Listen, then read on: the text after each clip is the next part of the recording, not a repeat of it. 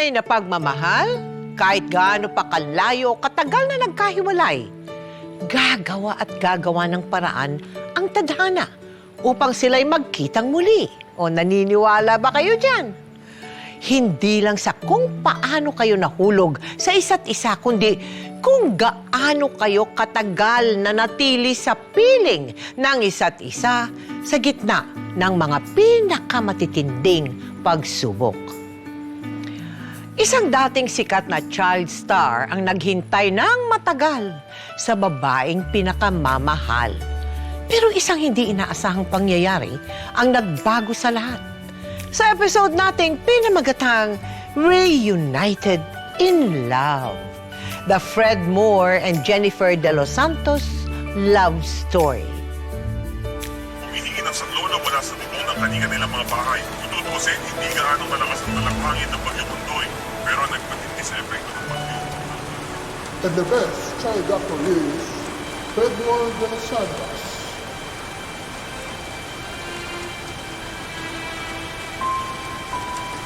Nurture and poor in sickness and health, till death do us one.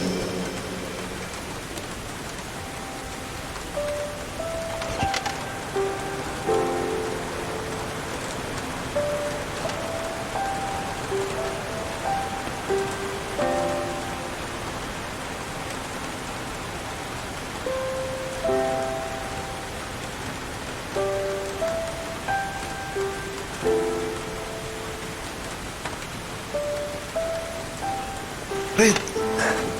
Bro, hindi ka pa Ang lakas ng hangin. Ang bilis ng pagtaas ng tubig, kailangan na natin umalis. Nakakausap ko na ang tito mo sa Cebu. Tatanggapin nila tayo doon. Pa, ayaw kong iwan tong bahay natin. Dito na ako lumaki. Dito na ako nakapag-artista. Dito na ako nag-asawa. Bahagi na to ng buhay ko, pa. Fred! Anak, matagal nang namayapa ang asawa mo. Paano matatahimik ang kaluluwa niya kung ayaw mo siyang palayain? Pati na yung nakaraan mo, anak. Malungkot mang isipin na matagal na panahon na ang dumaan mula nang naging best child actor ka. Eh, panahon na para mag-move on ka, anak. Huh? Sige na. Tara na po. Ay, Diyos ko! Sige na, dahil mo na to, Piri! Nang gabi ring iyon, tuluyan ng iniwan ni na Fred Moore ang kanilang tahanan. Pagkatapos humupa ng baha at lumisan na ang bagyong Ondoy, lumipad na sila papuntang Cebu. Dito na sila nag-umpisang muli bilang isang pamilya. Sa kabutihang palad na may nakahanap agad ng panibagong trabaho si Fred dito.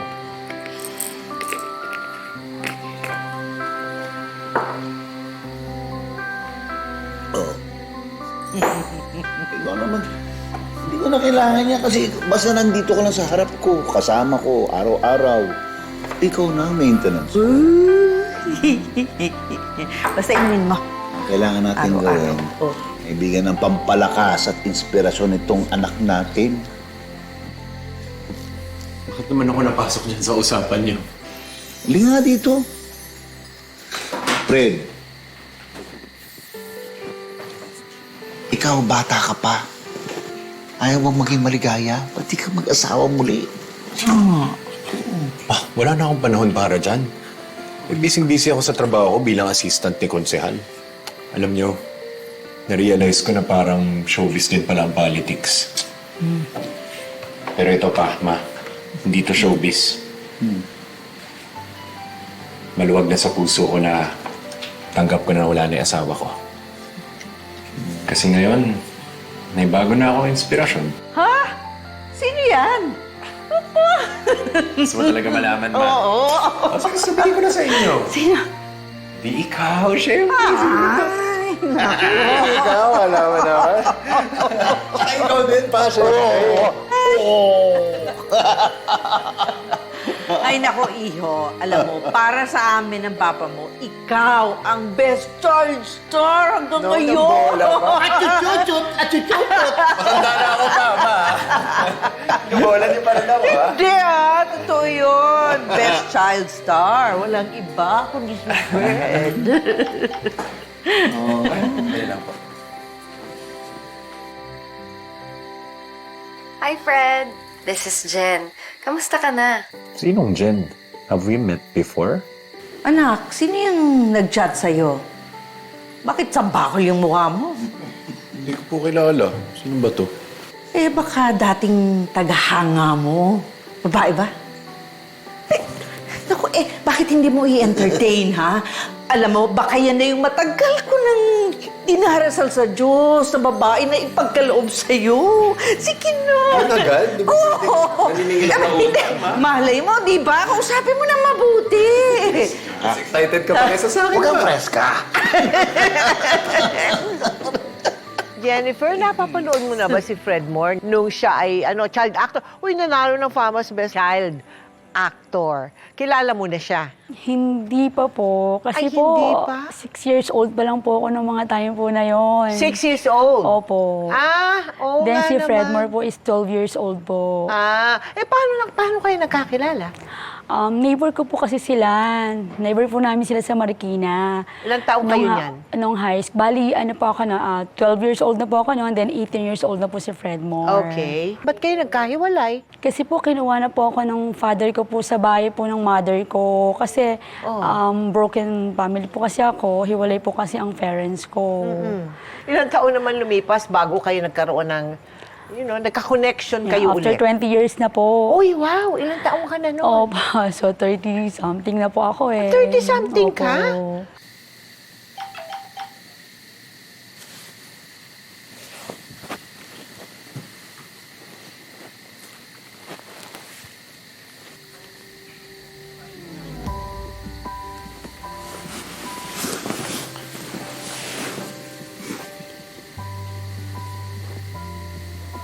Hello again. I'm Jennifer. Remember me? I'm here in Dubai now. Siguro di mo na ako matandaan, no? Ako yung explain mo nung high school. At ikaw naman yung totga ko. The one that got away.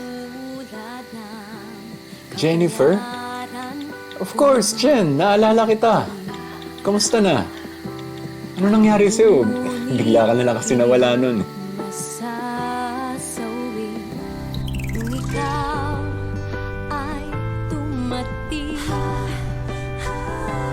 na buhay muli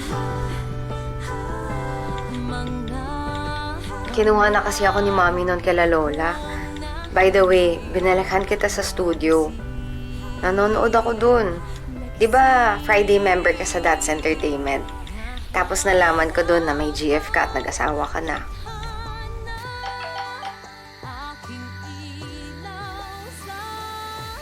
My wife already passed away. Maaga ako na biyudo. Matagal na.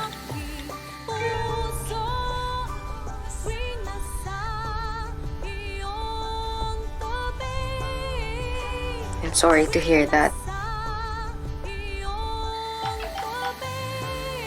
Eh ikaw, kamusta ang buhay may asawa? Kasama mo ba siya dyan sa Dubai?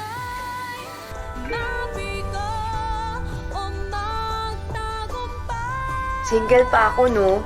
Dalaga pa rin ako hanggang ngayon.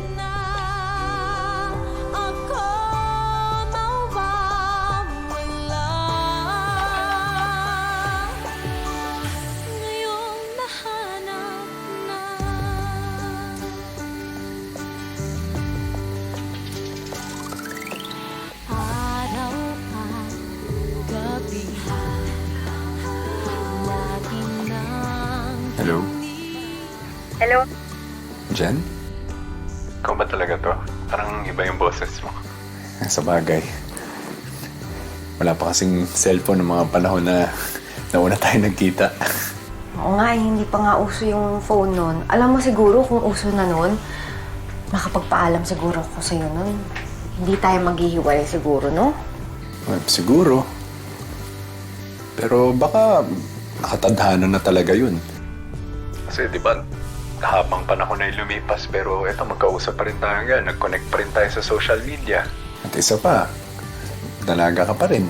At binata naman ulit ako. Eh, baka tayo talaga para sa isa't isa.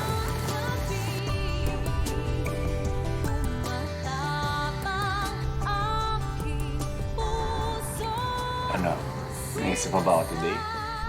Mula noon, lagi nang magkausap sa telepono sina Fred Moore at Jennifer. Hanggang sa unti-unting nahulog muli ang loob nila sa isa't isa. Sa loob ng 2 taon, nagsimula sila sa isang tinatawag na long-distance relationship hanggang sa makumbinsi ni Fred Moore si Jennifer na umuwi na ito ng Pilipinas para sa wakas ay magkita na silang muli.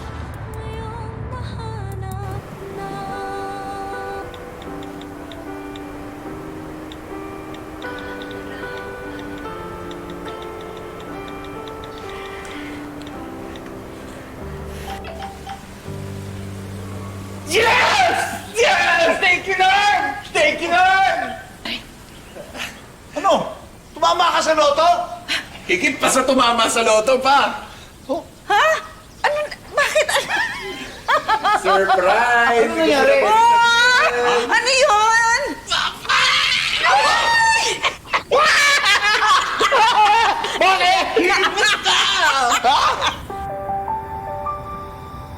Naku, Jenny!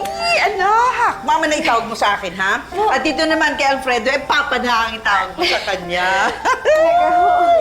Ang mahal ng anak namin, mas minamahal namin. Alam mo, maraming salamat talaga at tumating ka sa buhay ng anak ko.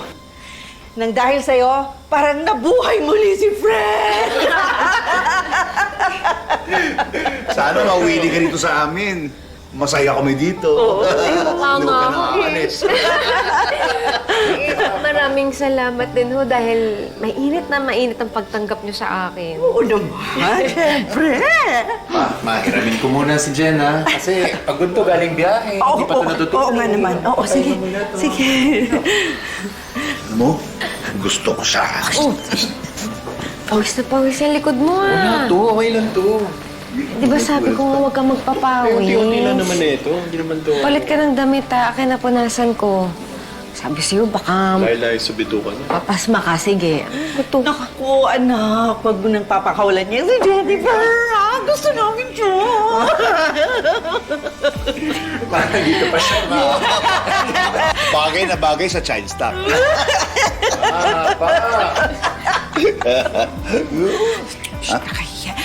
Sandali lang, maghahanda kami ng merienda para sa'yo, ha? Salamat po. Sige ho. Amin. Nilago. Iba talaga sila. Nilago. Makulit talaga yung mga yan. Bulalo. Pero masaya. Hindi nagtagal, nagbunga rin ang pagmamahalan ni na Fred Moore at Jennifer. Pero dahil hindi na nakapagtrabaho sa abroad si Jennifer, hindi naging sapat ang kinikita ni Fred Moore sa kanyang trabaho para sa kanilang binubuong pamilya. Lalong-lalo na nang magkasakit ang anak nilang si Jaguar at naisugod pa ito sa ospital. Gra ka talaga. Iba talaga pag dati kang artista eh, no? Wala ka pa rin kakupas-kupas, Fred. Pre, alam mo, cash ka nito eh. Magbigyan mo kaya ng date. Pero naman, tahimik na yung buhay ko eh. Ano nga ba? Di ko mo magpapahuli. Di ba? Sige na. Cheers! Cheers! Cheers, Fred. Ang tap naman yung tap. Fred! Ano naman talaga, oh. Pakahiya naman sa inyo, no? Tuloy niyo yung cheers niyo. Sige! Pwede bang pahiram muna si Fred? Ay, sige, par. Sige na.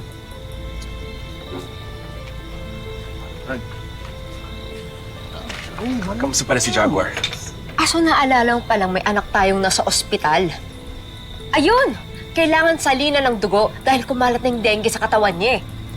Napantay ko pa si Mama dahil akala ko dumidiskarte ka na sa pera. Pero ayan, nagiinuman. Paglandian ka pa sa babaeng yan. Han, nahiya kasi ako kay paring Edmond. Sabi niya paperamin daw niya ako ng pera. Eh, nakakaya naman kung tatanggihan ko yung mga tagay niya. Tsaka hindi naman ako... Sa tagay o sa babae? Hindi naman ako naglalandi. Sabihin mo nga, sa tagay o sa babae? O sabihin mong publicity stunt mo na naman to. Dahil dati kang artista. Alam mo, Fred, sa tagal nating magkakilala, almost 2 years, nare-realize ko, isip bata ka pa rin. Siguro dahil dati kang child star, no? Hindi ka na nag-mature. Siguro hindi na talaga tayo bagay. Dahil ako, maagang naghiwalay parents ko. Maaga nag-mature yung isip ko. Ikaw, isip bata ka pa rin. Alam mo, ang swerte rin talaga ng ex-wife mo. Maaga siya nawala. Hindi niya kailangang pagpasensya niyang pagkakaisip bata mo. Huwag mo siya itamay dito, ah. Huwag mo siya itamay dito. Ano ba? Sumusobra ka na, ha? Luluwas ako ng Maynila. Doon ko ipapagumot si Jaguar. Ako magpapalaki sa kanya. Kahit kailangang pumunta ng abroad, gagawin ko. Han? Anong gagawin niya sa walang kwentang amang katulad mo, ha? Sabihin mo. Sige na, tuloy mo na yung pag-cheers-cheers mo na. Sige na!